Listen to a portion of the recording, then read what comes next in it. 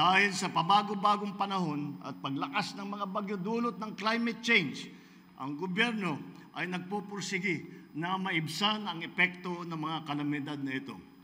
Sa ngayon, may iwasan natin ang matinding pinsala sa buhay, ari-arian at kabuhayan. Para sa mga ahensya ng gobyerno at lokal na pamahalaan, siguruhin natin na matapos ang mga proyektong ito upang maibsan ang panganib at pinsalang dulot ng madalas na pagbaha. Sa bawat solusyon, dapat naman ay may agarang aksyon para sa mas malawak na proteksyon. Mga kababayan, alam ko pong mabigat ang inyong ininda, ngunit sana hindi po tayo panghinaan ng loob.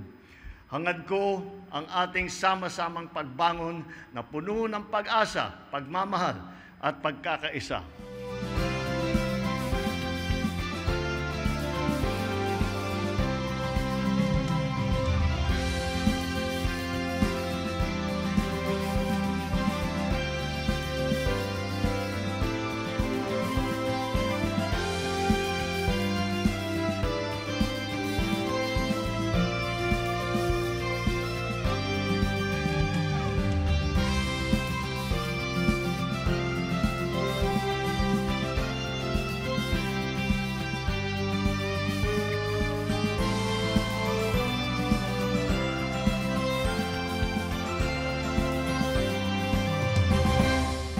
Tumba ma'am yung mga mais namin at nalubog ng tubig.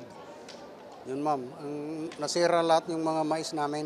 Halaga itong ibibigay ni Presidente Marcos sa amin, pangdagdag puhunan, pang pamilya,